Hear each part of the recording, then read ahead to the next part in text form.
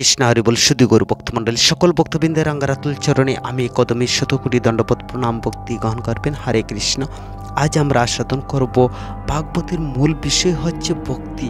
আর এই ভক্তি কিভাবে আমরা প্রাপ্ত হব, আর এই ভক্তির কৃপাভাজন খারা, আর ভগবানের অতি প্রিয় ভাজন কে। হরে কৃষ্ণ।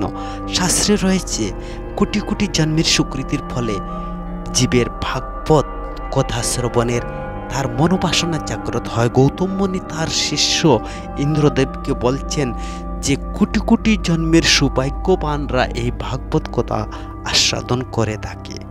উত্তম অধিকারী ভক্ত যে বাত্মা আত্মারূপে সর্বদা দেখেন, তো শ্রদ্ধাপূর্ণ শুদ্ধ ভক্ত তিনি ভগবত সেবা করেন। অধম ভক্ত ভজন তত্ত্ব বুঝে না, কিন্তু শুদ্ধ হতে পারে এই ভাগবত কথা শ্রবণ করে। ভক্তরাজ প্রহ্লাদ বলছেন যে ভাগবত ভক্তি অভিনব তত্ত্ব তিনি প্রদান করেছেন। শ্রবণম কীর্তনম বিষ্ণু শরণং পাদ সেবনম অর্চনং বন্দনং দাস্য সজ্ঞাত্মনিবেদনম। তিনি প্রহ্লাদ মহারাজ 9টি ভক্তির কথা তিনি বর্ণনা করছেন। এটি হচ্ছে শ্রেষ্ঠ বিদ্যা। একমাত্র ভক্তির স্বরূপ রয়েছে 9 প্রকার। এটা শুধু প্রহ্লাদ মহারাজ বলেননি, ভগবানও ঘোষণা করেছেন। ভগবান বলছেন মই ভক্তি পুতনা অমৃত তত্ত্বকল্পতরু দেশা যদস্মিন স্নেহ ভবতী নামদাজ্ঞন। আমার প্রতি যে জীব ভক্তি অনুসরণ করে, যে জন্ম মৃত্যুর প্রবাহ থেকে অমরত্ব লাভ করে, যা কল্প বৃক্ষও দিতে পারে না, যা ভগবান নিজেই বলছেন। আমরা ভগবানকে পেলে আমরা আনন্দ পাব। তাহলে বলতে পারেন, তো ভগবান কি পাবেন? ভগবান পাবেন পঞ্চম পুরুষার্থ প্রেম। আর এই প্রেমটা প্রত্যেক জীবের মধ্যেই রয়েছে। আর সেই প্রেমটার জন্য ভগবান এত জড়জগৎ সৃষ্টি, এই জগতে এত প্রাণী সৃষ্টি, এত ব্যাকুলতা। পূর্ণ তত্ত্ব সনাতনের আত্মা সম্পাদন হয়, তখন এই প্রেম প্রকাশ পায়। এটা হচ্ছে ভাগবতের সংবাদ। নো পানি হংস নিরুদ বাক্যং স্বয়ং যুজনং স্বয়ং সাধুকৃত বিবুধাম ব্রজনম দুর্জয়ী গৃহস্থী কলাস্ম প্রচ্যত দেবনং যথপ্রত সাধুনাম। ভগবান গোপী প্রেমে বাধা আছেন, ঋণী আছেন, তেমনি ভক্তিতে তিনি ভক্তের কাছে বাধা আছেন সর্বকানে। কিন্তু কেউ ভগবানকে তার বিদ্যা বুদ্ধি কৌশলে খুঁজে পায় না। সুখদেব গোস্বামী তিনি বলছেন, তস্মাৎ সর্ব আত্মা ভগবান ঈশ্বর হরি শ্রুতব্য কীর্তিতব্যশ্চ শ্রমাতশ্চুদ্ধ অভয়ম। হে ভারত অভিলাষী ব্যক্তিবর্গ, সর্বদা ভগবান হরির কথা শ্রবণ করো, তার মহিমা কীর্তন লীলা আস্বাদন করো, যা প্রত্যেক জীবের কর্তব্য। তো মাতা উত্তরা তিনি প্রশ্ন করেছিলেন মহারাজ পরীক্ষিতের কাছে, তুমি তো ভগবত কথা শ্রবণ করেছ তোমার গুরুদেবের কাছে, আমাকে মূল বিষয় কি বুঝিয়ে বলো। আসলে ভাগবতের মূল বক্তব্য কি ছিল? তোমাকে পুত্ররূপে পেয়ে আমি ধন্য হয়েছি। তখন পরীক্ষিত মহারাজ তার মাতাকে প্রণাম করলেন, বলে আমার শতকোটি দণ্ডপদ প্রণাম, হে আমার গর্ভধারিণী মা। মাগো 18,000 শ্লোক এই ভাগবতে রয়েছে, স্বর্গে রয়েছে লক্ষ শ্লোক বিশিষ্ট এই ভাগবত। কিন্তু ভাগবতের মূল ফাদিবদ্ধ বিষয় হচ্ছে মাগো এই ভক্তি। আর চরম বস্তুই হচ্ছে ভাগবতের এই ভক্তি মাগো। উত্তরা বললেন, এই চরম ভক্তি কোথায় বাবা, কিভাবে আমরা প্রাপ্ত হব? পরীক্ষিত তিনি বললেন যে তোরা পরীক্ষিতের সংবাদ শ্রী যৌবনী ঋষি নেব উত্তম জন্মজয়কে বলছেন যে উত্তরা পরীক্ষিতের সংবাদ, সেই সংবাদটি বিস্তারিত রয়েছে বৃহৎ ভাগবতে। পরীক্ষিত মহারাজ তিনি ভাগবত শ্রবণ করেছিলেন তার গুরুদেব শ্রী সুখদেব যখন তিনি ভাগবত শ্রবণ করিয়ে গমনের পর অল্পতর সময় সেখানে ছিল। আর সেই সময় পরীক্ষিতের জননী বিরাটতনয়া মাতা উত্তরা পুত্র সুখা খাতর, তবুও তিনি এমন সময় প্রশ্ন করেছেন, তিনি শ্রীকৃষ্ণের তৎপরতা অর্থাৎ কৃষ্ণ কথা শ্রবণের অত্যন্ত উৎসুক বলিয়া এমন প্রশ্ন করেছিলেন। তিনি এমন কথা জিজ্ঞাসা করেছিলেন মাতা উত্তরা, পরম রহস্যময় কথা জিজ্ঞাসা করেছিলেন যে পরম ভাগবত নিজ পুত্রকে উত্তরা বলেন, হে বৎস, তুমি যে শুকদেবের শ্রী মুখকমল হইতে যে উপদেশ প্রাপ্ত হয়েছ, তা ক্ষীর সাগরের হইতে অমৃত উত্তোলনের ন্যায় নিজ বুদ্ধির দ্বারা তাহার সার বস্তু উদ্ধার করে আমাকে বলো। যমুনী ঋষি বলেন, মাতৃবৎসল রাজা পরীক্ষিত নিজ গুরুদেবের মুখ থেকে যে অমৃত কথা আস্বাদন করেছিলেন, অতি অদ্ভুত এবং গোবিন্দের কথা আদরের সহিত তিনি বলিতে লাগিলেন মাতা উত্তরাকে। পরীক্ষিত বলেন, মাগো, আমার সময় তো বেশি নেই, আমার সময় অল্প সময়, নিকটবর্তী অল্প কাল। আমার ইচ্ছা ছিল আমি মৌনব্রত অবলম্বন করে আমি বাকি সময়টি অতিবাহিত করব, আমি মনস্থ করিয়াছি। আর আপনার প্রশ্নের মাধুরী আমাকে মুখর করে তুলেছে মাগো। অতি নিগুড় ভাগবত তত্ত্ব বর্ণন আমার গুরুদেব আমাকে শ্রবণ করিয়েছিলেন। আমি আপনার কথায়, আমি ভাগবত কথায় মুখরিত হব। পরম মধুর সার্থম অংশ বিশেষ অমৃত শব্দের ধ্বনির গম্য অর্থ ওই যে ভগবত ভক্তির পর শাস্ত্রে সকল ক্ষীর সমুদ্রের তুল্য এই তত্ত্ব শাস্ত্রের মধ্যবর্তী সর্বসদ্গুণময় বিচিত্র সিদ্ধান্তসমূহ রত্নতুল্য। আবার সেই রত্নের মধ্যে ভাগবত হচ্ছে মহারত্ন। মাগো, শ্রীমৎ ভাগবত অমৃত, সর্বশ্রেষ্ঠ অমৃত, ভাগবত সর্ব বেদসার। তো উত্তরার প্রশ্নের স্বরূপ উত্তর প্রদানে শ্রীমৎ ভাগবত তিনি বর্ণনা করতে লাগলেন। তার পরিপ্রেক্ষিতে যে মহাত্মাগণ শ্রীমৎ বৃহৎ ভাগবত নামে বর্ণনা করা হইল। শ্রীকৃষ্ণ মধুর লীলা এমন প্রভাব যে আপনা বিনু অন্য মাধুর্য সব কিছুকে বিস্মরণ করে দেয় কৃষ্ণ কথামৃত। এই জন্যই রসিক ভক্তগণের যে তারা সদা সর্বদা তারা এই ভগবানের কথা, ভগবানের লীলা ছাড়া অন্য কোনো কথায় তাদের রুচি হয় না। তো পরীক্ষিত তিনি বলতে লাগলেন মাতা উত্তরাকে, একদা তীর্থ শিরোমণি প্রয়াগে মাঘ মাসে মুনি শ্রেষ্ঠগণ প্রাত স্নান আদি করে মাধব সমীপে উপবেশন পূর্বক আনন্দ বসে তারা আপনার দিককে কৃতার্থ বলে মনে করেন। একজন অন্যজনকে বলছেন, আপনি শ্রীকৃষ্ণের কৃপাভাজন পাত্র। অন্যজনকে বলছেন, আপনি ভগবানের কৃপাভাজন পাত্র। তখন এইভাবে তারা একে অন্যের প্রশংসা করছেন। আর এই রূপ তারা প্রশংসা করতে করতে একে অন্যের মধ্যে গর্ববোধ করছেন। কারণ মাঘ মাসে প্রাত স্নান শ্রী মাধব ভক্তি পর্যবেসিত হয়, একথা শ্রী দত্তাত্রেয় বলিয়াছেন। ব্রতধান তপস্যা আদির দ্বারা শ্রীহরি প্রীত হন না, যেরূপ মাঘ মাসে প্রাত স্নানে তিনি তৃপ্ত হন। মুনিরা প্রাত স্নানকালে মাধবের সমীপে উপবেশনপূর্বক কৃতার্থ মনে করিয়াছিলেন। তো সেই সময় তৎকালে প্রয়াগে দশামেধিক তীর্থের অশেষ সম্পদশালী আর সেই প্রদেশের এক ভগবত ভক্ত তৎপর এক বিপ্রবর ব্রাহ্মণ ভোজন করবার জন্য তিনি তার স্ত্রী পরিজন পরিবৃত্ত হইয়া আগমন করলেন। বহু খাদ্য বহু সামগ্রী নিয়ে তিনি এই তীর্থে এসে প্রাত স্নান করবেন বলে। আর সেই স্থানে রয়েছেন চন্দ্র ত্রপতুলিয়া নানা উপকারে চন্দ্রস্তূপের মতো সেই একটি চত্বর তৈরি করলেন। আর সেই চত্বর স্বর্ণ সিংহাসনে শাল শিরা রূপ শ্রীকৃষ্ণকে স্থাপন করে আর ভক্তি সহিত অন্ন বস্ত্র বিবিধ উপাচারে সামগ্রী সম্পন্ন করে প্রভুর অর্চনা করেন। পরে হরির অগ্রে নৃত্য গীত বাদ্য মহোৎসব সমাপন করিলেন। আর সেই বিপ্র ব্রাহ্মণ সকলকে ভগবানের ন্যায় পূজা করেন। এইসব দৃশ্য কিন্তু আড়াল থেকে নারদমণি তিনি দর্শন করলেন। তিনি দেখলেন, দূর হইতে দেখলেন যে বারবার একজন অন্যজনকে বলছেন যে আপনি কৃপাভাজন। তখন তিনি এই যে ব্রাহ্মণকে দেখে, বিপ্রবরকে দেখে তিনি বলছেন তিনি হচ্ছেন ভগবানের বিষ্ণুর একমাত্র প্রিয়।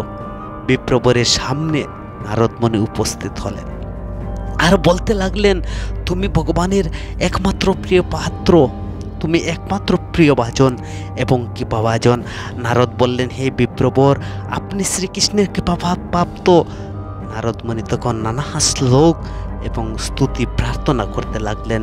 আর বিপ্রবর নারদকে দেখে বললেন, আমি কৃষ্ণের কৃপাপ্রাপ্ত? আপনি আমাকে কি লক্ষণ দেখেছেন?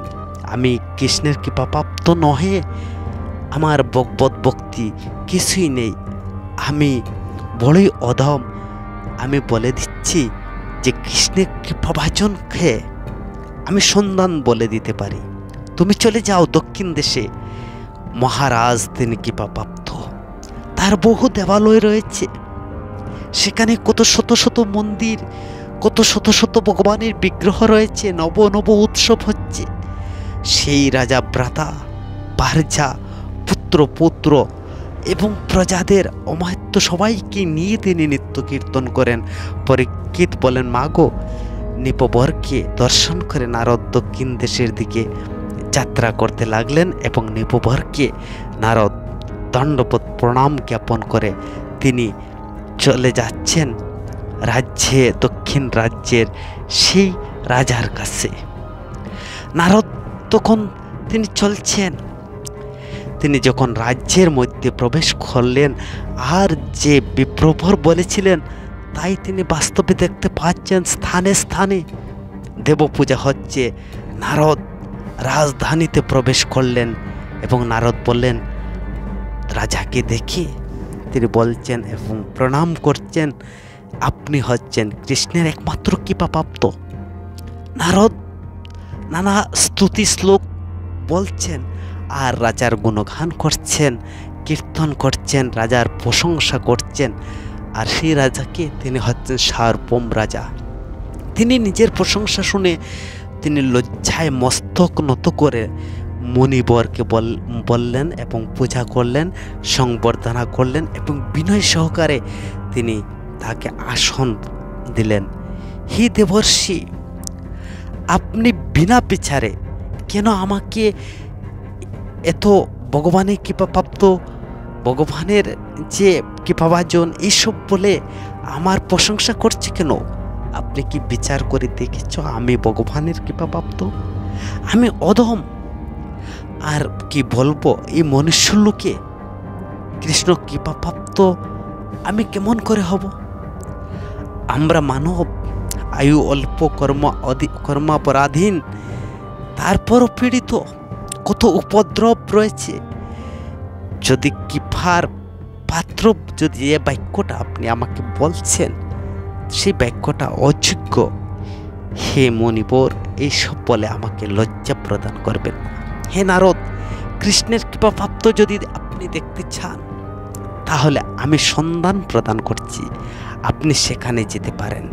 দেবগণ ভগবানের বিষ্ণুর দয়ার পাত্র, কারণ তারা মানবগণ দ্বারা পূজিত হচ্ছেন, তারা সদা সর্বদা মানব দ্বারা পূজিত। শরীরে রয়েছে তেজময়, নিষ্পাপ, সত্যগুণযুক্ত মহাভাগ্য বলে তারা সুদীর্ঘ কাল স্বর্গে বাস করছেন।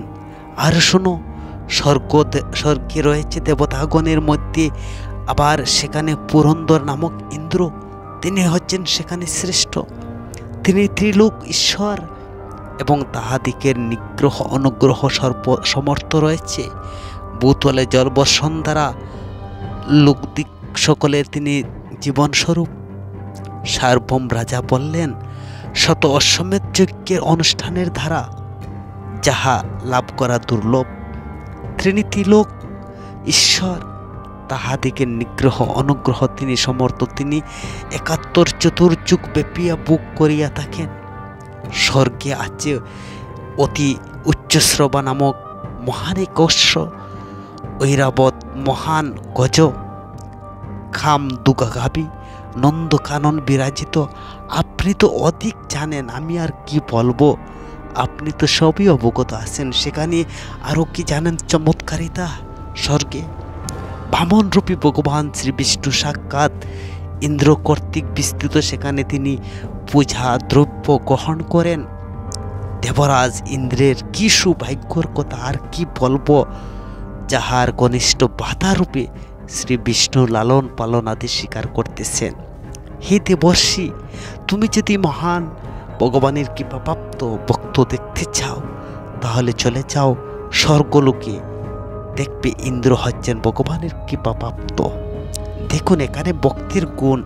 রাজা সার্বভৌম তিনি কত উপাচারে, কত মন্দির, কত কিছু ভগবানের উপাসনা করেছেন, তবুও তিনি নারদ মুনির কাছে বলছেন আমি ভক্তিহীন, আমি অযোগ্য।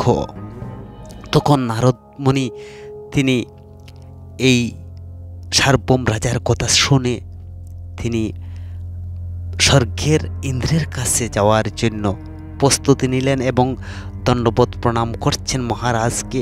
পরীক্ষিত বলেন, মাগো, এইরূপ দেবর্ষি মহারাজকে তিনি প্রশংসা করে তিনি স্তুতি ভক্তি এবং দণ্ডবোধ প্রণাম করে তিনি স্বর্গে গমন করেন।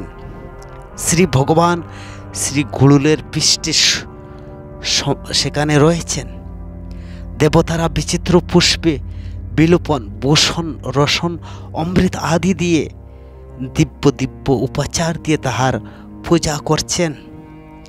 বৃহস্পতি প্রভৃতি মহর্ষিগণ তাহারা স্তব করিতেছেন। জননী অদিতি দেবীর লালন পালন করিতেছেন এবং ভগবানের প্রিয় বাক্য দ্বারা সেখানে দিব্য আনন্দ প্রদান করতেছেন। এবং সিদ্ধগণ, বিদ্যাধরগণ, গন্ধর্বগণ, অশ্বরাগণ বিবিধ স্তব এবং জয় জয় শব্দ, বাদ্য, গীত, নৃত্য আদি দ্বারা সেই স্বর্গ পরিবেষ্টিত। ভগবানের সেখানে সাক্ষাৎ প্রকাশ। ইন্দ্রকে দৈত্য গণ হইতে দূরে অভয় প্রদান করিয়েছেন ভগবান।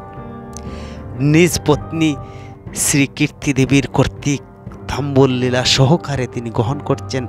নারদ ইন্দ্র সভায় গমন করলেন আর দূর থেকে স্বর্গের যে এই দৃশ্য তিনি দর্শন করলেন আর জয় জয়কারে তিনি শব্দ করে তিনি রাজা ইন্দ্রের সভায় প্রবেশ করলেন এবং ইন্দ্রদেব অভিনন্দন জানালেন নারদ মুনিকে। শ্রী নারদ বললেন, হে দেবরাজ, তুমি বিষ্ণুর একমাত্র কৃপাপ্রাপ্ত এবং অনুগ্রহপ্রাপ্ত চন্দ্র সূর্য লোকপাল তোমার আজ্ঞাবহ, শ্রীনারায়ণ তোমার কনিষ্ঠ ভ্রাতা, তুমি একমাত্র ভগবানের কৃপাপ্রাপ্ত। বারবার নারদ মুনি বলছেন আর নারদ মুনি তার ইন্দ্রদেবের স্তুতি বন্দনা করতেছেন, প্রণাম করতেছেন, ইন্দ্রদেবের সৌভাগ্য কীর্তন করছেন তিনি আর নানা প্রশংসা করে তুমি হচ্ছ, বারবার তিনি বলতেছেন তুমি হচ্ছ ভগবানের একমাত্র কৃপাপ্রাপ্ত, ভগবানের একমাত্র কৃপাপ্রাপ্ত। তখন ইন্দ্রদেব লজ্জাবশত ধীরে ধীরে বলিতে লাগিলেন, হে গন্ধর্ব কলা বিশারদ, আমার নিকট আমাকে তুমি প্রশংসা করছো, আমাকে উপহাস করছো না তো? যে আমাকে তুমি উপহাস করছো তো? আপনি স্বর্গের রাজার বৃত্তান্ত জানো না। আমি স্বর্গের রাজা হলেও আমি ভয়ে রয়েছি, আমি ভগবানের কৃপাপ্রাপ্ত নয়। নারদ, তুমি আমাকে এত কিছু দেখেছো তাই আমাকে তুমি প্রশংসা করছো?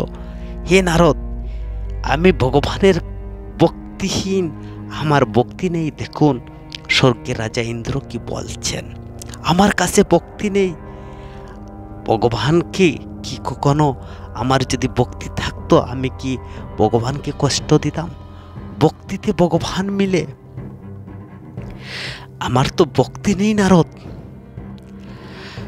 আমরা দৈত্য বয়ে স্বর্গ থেকে কতবার পলায়ন করেছি তুমি কি জানো না? অসুররা সূর্য চন্দ্র বঞ্চিত করে, আমাদিগকে বঞ্চিত করে যজ্ঞ ভাগ গ্রহণ করত। তো আমরা তখন কোথায় নারদ? আমরা ভগবানের মহিমা কৃপাপ্রাপ্ত, আমরা তো বারবার সে স্বর্গ রাজ্য থেকে পলায়ন করি। আর তুমি যে বলছো ভ্রাতৃত্বর কথা, তিনি কি করলেন জানেন? তিনি শত্রুকে বিনাশ না করে কেবল আমাদের পক্ষ অবলম্বন করে ছলপূর্বক তিনি ভিক্ষা করে বলি রাজার কাছ থেকে রাজ্য আমাকে প্রদান করেছেন মাত্র। স্বর্গের কি বলবো, স্বর্গের কত ভয় বৃত্তির মধ্যে রয়েছে আমরা, আর আমার তো দোষ বলে শেষ করা যাবে না। দেখুন, ব্রহ্মহত্যা, পাপ পতনের ভয় আছে, স্বর্গে কি সুখ আছে নারদ? তুমি বলো। বিশ্বরূপ নারায়ণ কবচ স্বরূপ বৈষ্ণবী বিদ্যা ইন্দ্রকে অর্পণ করেছিলেন। আমি সেই বিদ্যা দিয়ে আমি কুপিত হইয়া ব্রাহ্মণ হত্যা করি এবং ব্রহ্মসাপ আমার লেগে যায়। কুপিত হইয়া আমি তার বিশ্বরূপের মস্তক ছেদন করি। আমাকে ব্রহ্ম হত্যার গ্রাস করেছিল। আমি যদি ভক্ত হতাম তাহলে আমাকে কি ব্রহ্ম হত্যা গ্রাস করতো নারদ? আমি ভক্ত হলে কৃপাপ্রাপ্ত হলে কি এমন অবস্থা হতো? আমি কি ব্রহ্ম হত্যা করতে পারতাম? আরো দেখো নারদ, ওই সামান্য পারিজাত বৃক্ষ ভগবান চেয়েছিলেন, আমি দেইনি। যদি আমার ভক্তি থাকতো আমি কি তা করতে পারি? আমার প্রতি তিনি বিক্ষুব্ধ। আমার যে চিন্তা ভাবনা, আমি কি বলবো, তিনি একটি পারিজাত চেয়েছিলেন, আমি তাও দিইনি। আমার যদি ভক্তি থাকতো তাহলে তো আমি এমনটা করতাম না। এমনকি আমি ভগবানের সাথে সামান্য পুষ্পের জন্য তিনি চেয়েছিলেন তিনি মর্তলোকে নিয়ে তিনি রক্ষিণীকে দেবেন, কিন্তু আমি সেখানে যুদ্ধ করে বাঁধলাম। ভক্ত কি তা করতে পারে নারদ? তুমি বলো, ভক্ত কি তা করতে পারে? আমার প্রিয় বন খাণ্ডব বন তিনি দাহন করেছেন। আমি যদি ভগবানের প্রিয় ভক্ত হতাম তাহলে কি আমার এই খাণ্ডব বনকে তিনি দাহন করতেন? তারপরও তিনি গোবর্ধন পূজা চালু করেছেন। পূর্বে আমি গ্রাসকারী এবং বিত্রবধের জন্য আমি প্রার্থনা করেছিলাম, তিনি উদাসীন হয়ে আমাকে বিত্রধামে প্রেরণ করেন। তিনি আমাকে অবজ্ঞাপূর্বক নতুন তিনি আমাকে যে কি করেন কি বলবো নারদ। আমি মোটেই ভক্তিহীন, আমার কাছে কোনো ভক্তি নেই।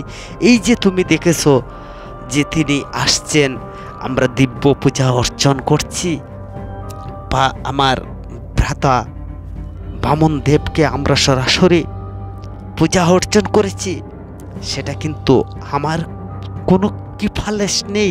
এটা আমার কৃপা নয় নারদ। তুমি যা দেখেছো কিন্তু তা সত্য, কিন্তু সেটা হয়েছে আমার পিতা মাতার তপস্যার বলে তিনি কৃপা করে তিনি আমার মা বাবার যে তপস্যা করেছিলেন, আর সেই তপস্যার বলে তিনি এখানে আসেন। আমার কোনো ভক্তি লেশ নেই নারদ। আরও জানো নারদ, কি বলবো, আমি যত সময় না আমি বলবো আমি কৃপাপ্রাপ্ত নয়। আমি ব্রহ্মা শিবের পূজা করবে তখন তিনি কি বলেন জানো? তিনি যখন যজ্ঞে আসবেন না তার পূর্বে তিনি কি বলছেন আমাদেরকে জানো? আমি যত সময় পূজার আসবো না, আমি যত সময় স্বর্গের মধ্যে আসবো না, ততক্ষণ পর্যন্ত আমি অনুপস্থিত থাকলে ইন্দ্রদেবকে তিনি আমাদেরকে নির্দেশ প্রদান করেছেন, আমি যদি উপস্থিত না থাকি তাহলে ব্রহ্মা শিবের পূজা করবে। তাহলে ভাবুন নারদ, কে কৃপাপ্রাপ্ত? তিনি না আসলে তাহলে আমি মনে করি ব্রহ্মা শিব হচ্ছেন অভিন্ন, তারা কৃপাপ্রাপ্ত। কারণ তিনি বিহনে তিনি যার পূজা করার নির্দেশ আমাদেরকে দিয়েছেন, তিনি ওরা আমা হতে ভিন্ন নয়। তিনি বলছেন আমাদেরকে যে ব্রহ্মা শিব আমা হতে ভিন্ন নয়, তারাই হচ্ছেন কৃপাপ্রাপ্ত নারদ। হে নারদ, আপনার পিতাশ্রী লক্ষ্মীকান্তের পুত্র আপনার পিতা কৃপাপ্রাপ্ত। আর কি বলবো, তোমার পিতা কৃষ্ণের একমাত্র কৃপাপ্রাপ্ত। তিনি সহস্র সহস্র ভক্তি, সহস্র সহস্র সৃষ্টি সৃজন করছেন। তিনি ভগবানের কৃপাপ্রাপ্ত না হলে কি তিনি সৃষ্টি কার্যে নিয়োজিত থাকতেন? তিনি কৃষ্ণের অবতারও বলা যায়, ব্রহ্মার গুণ অবতার হচ্ছেন তিনি। তিনি হচ্ছেন কৃষ্ণের একমাত্র কৃপাপ্রাপ্ত, কৃষ্ণ থেকে অভিন্ন। তুমি তোমার পিতার নিকট চলে যাও। নারদের এইভাবে তিনি তার নিজের দৈন্যতার কথা, পাপের কথা তিনি বলতে লাগলেন। আমি কি দোষ করেছি? দেখেন, আমি গুরুপত্নী গমন করেছি, আমার কি অবস্থা হয়েছিল নারদ তুমি জানো না? হরে কৃষ্ণ সুধী গৌর ভক্তমণ্ডলী, মহান ভক্তরা তারা নিজের প্রশংসা করে না, তারা সদা সর্বদা নিজের দুষ্কৃতি সেগুলা বলে থাকে। দেখেন, যিনি স্বয়ং ভগবানের সাক্ষাৎ পূজা করে থাকেন, তিনিও বলছেন যে আমি ভগবানের কৃপাপ্রাপ্ত নয়। তখন তিনি নারদকে বলছেন, হে নারদ, তুমি যদি ভগবানের কৃপাপ্রাপ্ত দেখতে চাও তাহলে তুমি চলে যাও তোমার পিতৃলয় ব্রহ্মার কাছে। তিনি হচ্ছেন একমাত্র ভগবানের কৃপাপ্রাপ্ত। তখন নারদ ইন্দ্রদেবকে স্তুতি প্রার্থনা প্রশংসা করে তিনি চলে গেলেন পিতৃলোকের উদ্দেশ্যে। পরীক্ষিত বললেন, মাগো। নারদ মুনি তখন স্বর্গ থেকে ব্রহ্মলোকের দিকে গমন করলেন। তখন ব্রহ্মর্ষিগণ মহাযজ্ঞ অনুষ্ঠান করছেন। তিনি দূর হইতে তাহা ধ্বনি শ্রবণ করিলেন। আর ব্রহ্মা আপন আসনে বসে কৃষ্ণের মহিমা কীর্তন এবং অষ্টনয়নে অশ্রুর ধারা প্লাবিত হয়েছেন। এবং নারদ গিয়ে প্রণাম ভক্তি করেন এবং দণ্ডপত প্রণাম করে বাহু দ্বারা, জানুদয় দ্বারা, বক্ষস্থল দ্বারা তিনি দণ্ডপত প্রণাম করেন। দণ্ডপত প্রণাম কিভাবে করতে হয়? বাহু দ্বারা, জানুদয় দ্বারা, বক্ষ স্থল দ্বারা, মস্তক দ্বারা, নয়ন দ্বারা, মন দ্বারা, বাক্য দ্বারা যে অষ্টাঙ্গ প্রণাম, তাকে দণ্ডপত প্রণাম, অষ্টাঙ্গ প্রণাম করলেন। নারদ বললেন, আপনি হচ্ছেন ভগবানের একমাত্র কৃপাপ্রাপ্ত সর্বলোকের পিতামহ। আপনি চতুর্দশ ভুবনের সৃষ্টি পালন সংহার করতেছেন। আপনার চতুর্মুখ হইতে সম্ভূত বেদ ও পুরাণসমূহ, আপনার মহিমা অপার। এই ব্রহ্মলোকের উপর কোনো লোক নেই। নারদ বারবার শ্রীকৃষ্ণের প্রিয় বলে কীর্তন করছেন আর সদা সর্বদা তিনি ভক্তি করছেন আর দণ্ডবোধ প্রণাম করছেন আর ব্রহ্মার প্রশংসা করছেন। তুমি একমাত্র ভগবানের কৃপাপ্রাপ্ত, তুমি ভগবানের কৃপাপ্রাপ্ত, আর তোমার উপরে কোনো লোক নেই।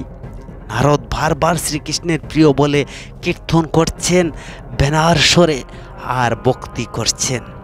চতুরান ব্রহ্মা নারদের বাক্য শুনিয়া তিনি বারবার বললেন, আমি তার প্রিয় বাজন নই, আমি তার দাস। তিনি অষ্টকর্ণ আচ্ছাদন করে এইসব তিনি কর্ণ বন্দন করে দিলেন। নারদের এইসব কথা শুনে তিনি আর শুনতে চান না নারদের এই প্রশংসার কথা। তিনি তার অষ্টকর্ণ তিনি বন্ধ করে দিলেন। এইসব কথা নারদ তুমি কোথায় পেয়েছ? আমি তোমাকে বাল্যকালে এইসব কথা শিখাইনি, তোমাকে কে শিখিয়েছে? হরে কৃষ্ণ হরি বল।